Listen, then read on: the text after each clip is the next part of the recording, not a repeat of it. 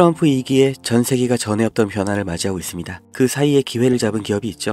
바로 한화그룹입니다. 김동관 부회장은 이미 미국 맞춤형 사업을 차곡차곡 준비해왔는데요. 필라델피아 필리조 선수 인수에 솔라허브 구축, 10년 계획으로 미국 현지화에 집중해 왔었는데 벌써 효과가 나오고 있는 거예요. 누구도 예상하지 못했던 미국의 LNG 선박 의무화 정책, 그리고 하나오션은 미국 내에서 LNG 운반선을 직접 건조할 수 있는 기반이 생긴 거죠. 미국 정부의 보호무역 강화 덕분에 하나오션은 미국 조선업 재건의 중추로 자리 잡을 수 있는 기회, 거기에 가장 가까이 있는 겁니다.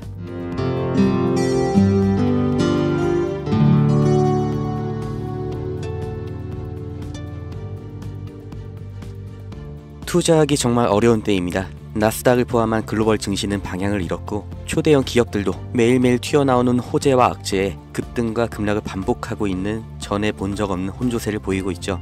95년 전에 있던 보호무역주의가 부활하고 있다. 장기적인 글로벌 경기 침체가 올 거다. 이런 위기 속에서 왜 조선주는 주목받고 있을까요? 우리는 과거의 흐름에서 그 확실한 답을 찾을 수 있습니다. 1930년 미국이 경제공황을 타파하기 위해 자국 산업을 보호하겠다는 취지로 스무트홀리 관세법을 만들면서 2만 가지 이상의 수입품에 관세를 부과했습니다. 평균 관세율이 40%부터 시작해서 2년 뒤에는 60%까지 올랐죠. 당연히 영국과 프랑스 등 당대의 강대국들이 반발하면서 보복 관세를 때립니다. 그 결과로 세계 무역이 붕괴되고 경제의 대공황이 생겨난 거예요. 이때 전 세계가 배웠죠. 보호무역이라는 게 전 세계의 경제를 침체시키는구나. 그래서 1947년 가트가 출범하면서 관세 철폐가 시작됩니다. 그리고 1995년 다들 아시는 세계무역기구 WTO가 창설됐죠. 이후 2000년대 시끄러웠던 한미 FTA 등 세계적인 자유무역으로의 흐름을 우리는 모두 겪었습니다. 그리고 이 사이에 경공업에서 중공업, 그리고 반도체로 이어지는 제조업의 테크트리를 완벽하게 완성한 대한민국, 그리고 이걸 그대로 따라한 중국이 엄청난 경제 성장을 이룰 수 있던 겁니다. 중국은 여기에 13억이라는 내수시장까지 더해져서 말 그대로 전 세계의 공장이 된 거죠. 그리고 이런 흐름이 불만스러운 게 바로 미국인 겁니다. 제조업, 그 중에서 기술 집약 산업은 동북아시아, 그 아래 산업은 동남아시아로 넘어가면서 산업, 다시 말해 일자리를 다 빼앗겼다고 생각하는 거죠. 그걸 되찾아오겠다고 말을 하는 게 미국의 서민들의 마음을 대변해 주는 게 바로 트럼프인 거예요. 미국 대통령이, 그리고 백악관의 참모들, 정말 세계 최고의 인재들이 지식이 없어서 아니면 다 같이 동시에 미쳐서 관세 전쟁을 만든 게 절대 아니라는 거죠. 다 같이 잘 살자라는 자유무역주의를 깨고 우리만 잘 살겠다, 그러니까 우리로 들어와라 하는 겁니다. 25년 4월 2일 트럼프가 해방의 날 선언을 합니다. 세상에서 가장 힘세고 자유로운 미국이 어떤 해방을 말하는 걸까요? 경제 해방, 바로 다 같이 잘 살기 위해 제1강대국이 품어야 했던 희생, 바로 국가 부채로부터 해방하겠다는 거죠. 이게 과연 성공할 것인가는 알 수가 없지만 이 일련의 흐름의 결과, 이건 우리가 확실히 알 수가 있고 실제로 지금 눈앞에 닥친 일입니다. 그게 바로 제조업의 이전이죠.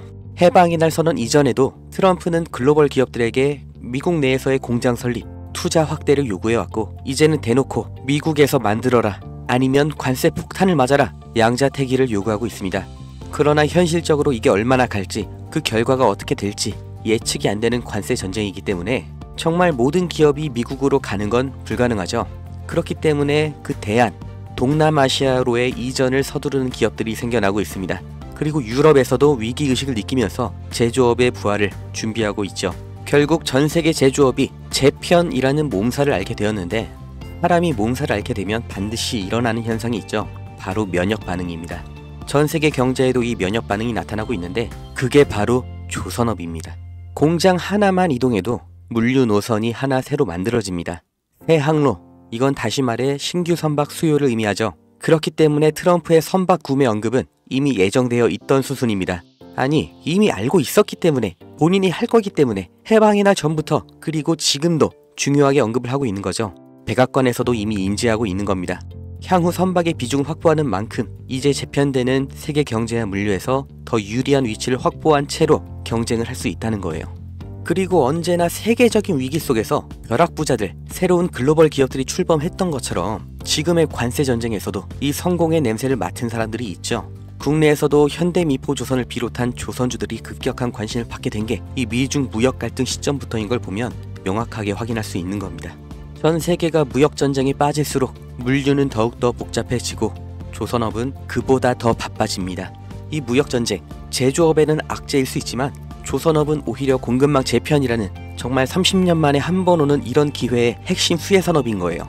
그리고 가격을 보면 알 수 있는데 장기적인 횡보를 거쳤던 국내 조선주들 급등이 나온 지금도 여전히 저가 매수의 구간에 있습니다. 2025년 조선업의 슈퍼사이클이 지금 열린 겁니다. 무역전쟁 속 가장 확실한 기회를 잡으실 분들, 그 방법을 알려드리기 전에 저는 어떤 유무형의 대가, 멤버십 가입 아무것도 요구하지 않는다는 건 먼저 확인시켜 드립니다.